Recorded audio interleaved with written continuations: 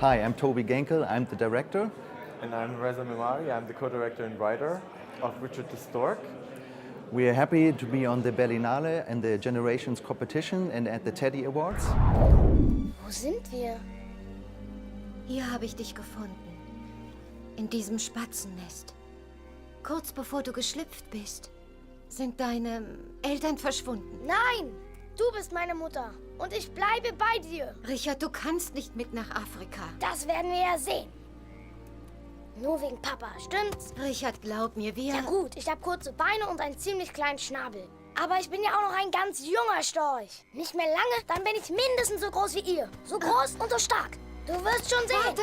Ich werd's euch allen zeigen. Das war mein Stichwort. Madame, Monsieur, dürfte ich Ihnen behilflich sein? Oh, ihr beide seht ja aus wie der Jäger und seine Beute. Ich hörte, ihr müsst nach Gibraltar. Ich heiße Richard und das ist Olga. Und? Okay, Olga und Oleg. Oleg? Ah, verstehe. Die Eule ist ein wenig tüdelü. Tüdeldü? Wer?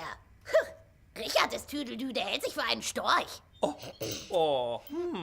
Ja, er ist ja auch ein Storch, ganz klar. Diese aufrechte Haltung und diese selbstverständliche Eleganz. Mua. Endlich mal jemand auf Augenhöhe, der weiß, wovon er spricht.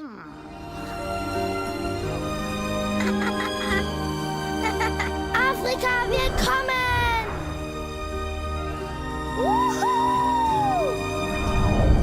Welcome Toby Genkel and Reza Memari, director and co-director and scriptwriter of Richard the Stork. It's an animated movie and it's screened in Generation, right? Yes.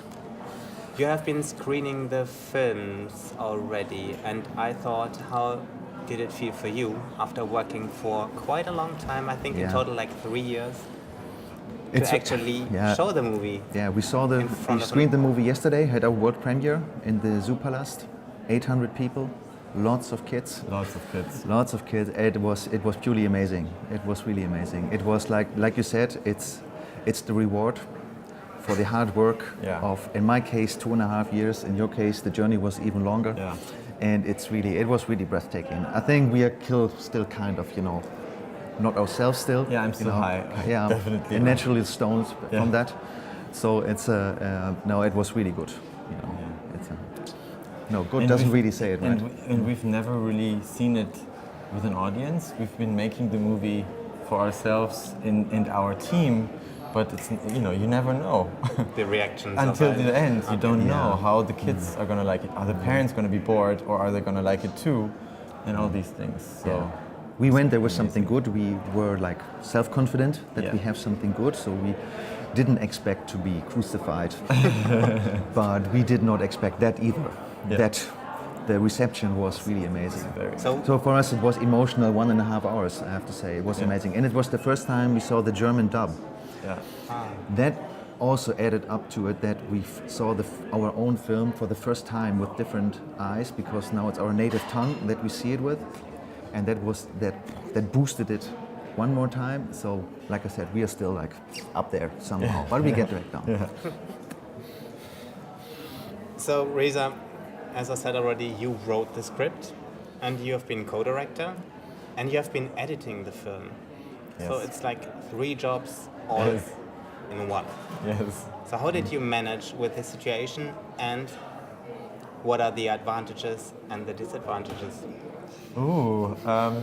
Well, I think it sounds like a lot at the same time, but it didn't happen at the same time, so it was a gradual development. So, for example, the writing process started in 2008, and then it went until 2013, until from first treatment to the draft to the production draft, which then we developed with Toby together, because then he was on board and we could refine it and refine it and refine it. So that was my very first task.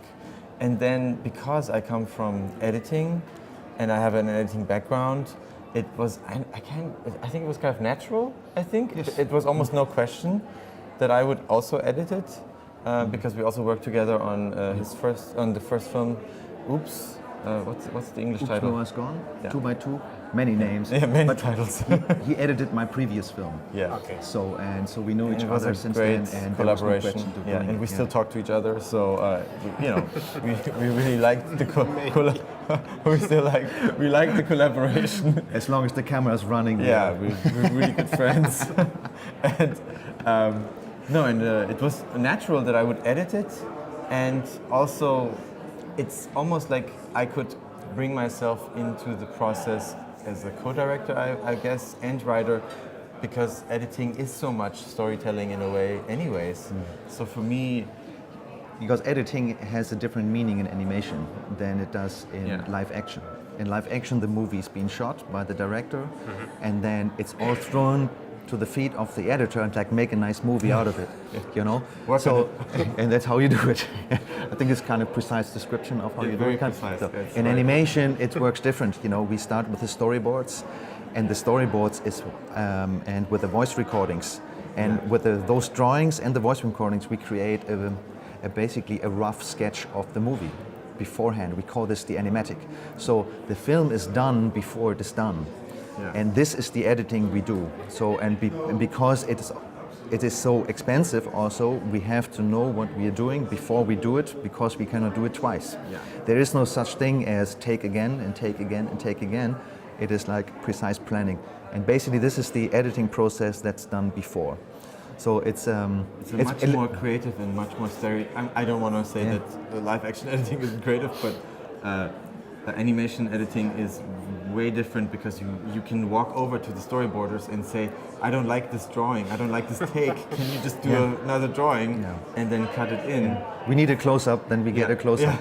Yeah. You know, it's like if you don't shoot it in editing, it's gone, you have to do something else. So this is how it works. So it's kind of like a mixture of editing and shooting. And I could also rewrite dialogue as I was editing, because I'm also the writer. So when a dialogue line wasn't working, I could basically just speak it into a microphone and basically do a temp track and just work with that. Don't worry, our voices are not in the film anymore. There's one little Stop it, you two. There's one That's what's left. Your excitement. one owl makes a ooh, and that's me. I don't know why they kept it in, but it's I don't have a credit for that. So there you Maybe go. you should change that. Yeah, definitely. I have to talk to my lawyer. Yeah. Stop the production. But what I mean, clearly, your co-production like on this like movie Richard the Stork went very well, as I can see right now. How you just like talking to each other and talking to me. But I mean, in the end, the director pulls the strings, right? He's the king. I mean. Yes, no? he does. Yes, like if a film needs a hierarchy, it does just need it because no, it is. As I said, it's true, because if you, for example, that especially comes from live action. In live action, there needs to be the one guy who's calling the shots, because imagine you would discuss everything with the whole crew, you will never get a movie done. So a director is more or less an end of discussion department. So, but in animation things, because the way animated movies are done, you can work with 2 directors, because you have time to discuss. And actually, if you look at other productions, a lot of them have 2 directors, sometimes even 3 of them, because especially in animation, it's all about pushing yourself forward and forward, you know, jazzing yourself up, finding the jokes, finding a better one, because we can do that. It's a really good idea to have 2. Of course, at the end of the day, there needs to be a decision, but I can tell you, I don't know, a movie is probably made out of 1 million decisions. I couldn't even think about a handful of decisions where I had to say, no, we do it this way now. Yeah. So we really agreed from script stage on. It was pretty clear that how it's supposed to be done. I have to say, it was so. We didn't really need that hierarchy. It was more probably to ease the producers. Also, I think it's a co-production between 4 countries. So we had 5 studios in 4 countries, and there was so much happening at the same time that it's literally, I think, impossible for one person, unless he works 24 hours, which we also did sometimes. But we, it's not possible to keep it all under one. So orchestrate. Orchestrate, exactly. And so we split each other up.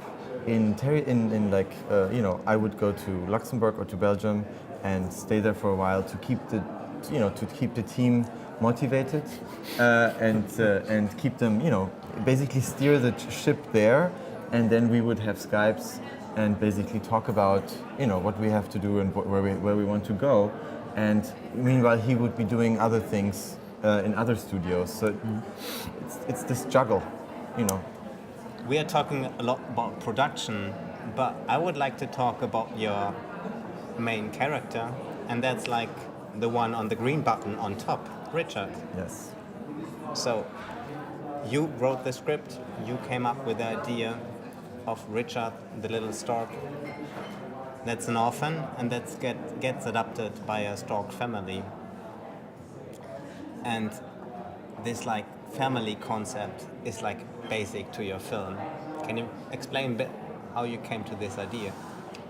Well, the idea of a sparrow who thinks that he's a stork and wants to go to Africa to prove it, that idea came to me 12 years ago or something, in front of a fast food restaurant. I was eating fries and feeding the sparrows that were eating them. And I heard geese fly over my head, and I looked up and I saw a flock of geese flying south because it was the fall. So I assumed they were going to Africa, and I asked my friend that I was there with why sparrows don't go to Africa. So that You didn't know? I didn't know. I was wondering why is it that they stay here and all the other birds go to Africa? And I felt immediately, this isn't fair. Why, they have the right to go to Africa, so they should. And the question of why don't they go to Africa basically led me to the character and led me to the story. But to answer your family question, it's my first feature film. It's my first, I guess you could call it debut. And I think I had to put in a lot of my family issues into my first film to get them out of the way, I think. So a lot of it is pretty personal stuff, definitely. But I'm not an orphan. But just in case you were wondering, I'm not an orphan. But at some point, for example, my parents they come from Iran, and they wanted to live in both countries, and basically take us to Iran so that we would live there too, and live a little bit in Germany, a little bit in Iran. And the first time they went there to check it out, my father was unable to return, and I didn't see him for 12 years. So suddenly I was without parents, and this being left alone, even though they didn't want to, was, I guess, a traumatic experience that found its way into the screenplay. So family is important. We should explain, because like the little sparrow, Richard, is left behind when the stork family goes to Africa. So it's a story about loss. Definitely. And on his journey to Africa, he meets like a lot of great friends, what we can see on the buttons as well. Olga and Kiki. So what was... And Oleg, he's invisible, he's underneath, he's the imaginary in friend. between. Yeah. So what was like motivating you, like what inspired you to create like characters like these? Because like they are very special. They have like their own issues. I mean, Kiki is like locked up in a restaurant, and he's like dreaming he becomes like a singer, a rock star. Yeah, totally. He would love to. And Olga the owl is like pretty lonely. I mean, both are lonely, definitely. But Olga is lonely, and she created a kind of imaginary friend. Yes. Yes. I think well, it's an interesting question. I think I wanted to create a trio where everyone has a little bit of a psychological fault, like a strong need of belonging, a little bit of displacement, a little bit of strangeness, I guess, a little bit of every one of them has a little bit of a flaw. They are very deeply flawed, I think, but also to then take it to a place where they can prove that it's okay to be different and to have a flaw, if you want to call it a flaw, and to really find out that there is strength in that realization that you are basically great the way that you are. I think that also comes a little bit from my history of being an Iranian who grew up in a little village in South Germany. I mean, we spoke about like family and this friendship. So, I mean, Richard thinks he is a stork by just actually that he's growing up in a stork family. So, and how far is like accepting this otherness, what you spoke about as well? How you could link it to queerness, for example. I mean, being queer, like that you are not the one that you should be. I mean, fitting in this kind of categories. I think there's like a coincidence. Yeah. I mean, Richard's problem is a universal problem. Not being able to be who you are is universal. You know, everybody can connect to that. It's being, you cannot allowed to say you're queer or not. You're not allowed to do what you love. You know, you're not allowed to go where you want. You know, it's like it's a universal problem, and that's why you can identify with him so much. And that's why you are with him so much, because he's not accepting it. He's simply not accepting it, and he's moving forward to change that. And he's not accepting what anybody tells him to do. He's just doing it. And he has the luck of the brave at the end of the day to meet these weird guys who are basically, you can call them, it's damage characters, you know. They have a damage to them. But you realize this damage is no problem to have it, because we all are. At the end of the day, we all are. I could connect with all of them, with Olga, with Kiki. Definitely. Absolutely. Yeah. Even with the father, who has a damage too, because he's a little bit one-sided. Yeah. Exactly, which is a damage too. You know, he's blind on one eye. So it's you see, this is the subtext that is all over the place. It's probably not that subtext at all. Well, it's quite there. To me, it was very touching to be selected in the Teddy program because it just speaks to the intention of the movie, and I liked that it's been, you know, that it's totally that it's universal this way. That it's about differentness, but it's also about accepting who you are and then becoming stronger through that, and really showing others that you can be accepted this way. And I love that it works with any kind of context and with any kind of people that we talk about and have been talking about the last 2 days. It's very interesting how many people find different subtexts, but also different projections into the characters, how different people have different favorite characters, you know? Some people like these characters, some people like these, for these different reasons. It's fascinating stuff. I mean, definitely it's like very important to create an awareness, especially of young people, like kids or young adults. Mm-hmm. Yeah. So I just like wonder how old were the kids and the people that were coming to the screening?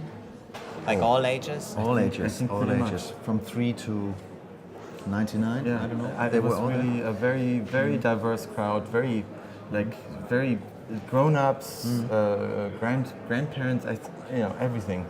And they all seemed to have a really great time. Yeah, they were so moved. We were so moved that they were so moved. Yeah. You know, it's what we wanted, but when it's happening, and the message comes across, that's great. That's really rewarding. What made you? What brought you to the idea that his, like Richard's face, is stronger than his fear? I mean, this is like, I think the most intriguing part of his character, for me at least. I mean, he's like a sparrow and he wants to go to Africa, and when the storks, he sees the storks actually when they are flying away, and he tries to follow them, but then a storm is coming up, and he's not designed as a sparrow to go to Africa, what you said already. So, but isn't it what heroes are about? You know, that they have this incredible obstacle to overcome. I don't know. It's like. I mean, maybe you know better, but it's I mean that this is what heroes are about in movies. You know, they do what we probably don't do all day. You know, everybody knows the situation. I should have said this. I should have been strong at this moment. I backed down. I shouldn't have done that. And then, of course, if you go to a movie, you see a person doing this. It's why you go to the movies, I guess, yeah. But it also, when I had this idea about Richard, when I was at this fast food restaurant, I saw the energy of this guy was overwhelming. He was so stubborn, and I knew that there was something there, that this character literally wanted to come to life.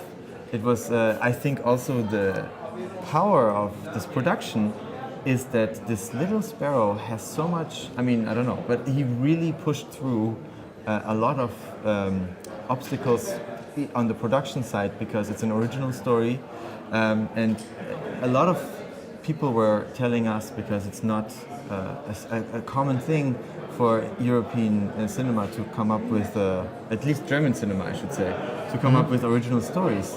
Usually children's animation movies here are, you know, branded and they are licenses, and a lot of people were like, you know, this is never going to happen. You will never make this movie. And for us it was like, oh, you're just basically talking to Richard, who's, you know, you're basically being Richard's father, who says you're never going to go to Africa. So this, it's a mythical thing to me how powerful this little guy is, and has become, and has been really pushing all of us, 180 people at the peak, to make this movie come to life. It's amazing. Brave little sparrow. And with the help of Olga and our Kiki, who's of course a little diva. A little bit. Reza and Toby, thank you so much for coming. I wish you good luck for the screenings, and definitely good luck for the Teddy Awards. Thank you so much. Oh yeah, looking forward. Thank you. Wait. Thank you.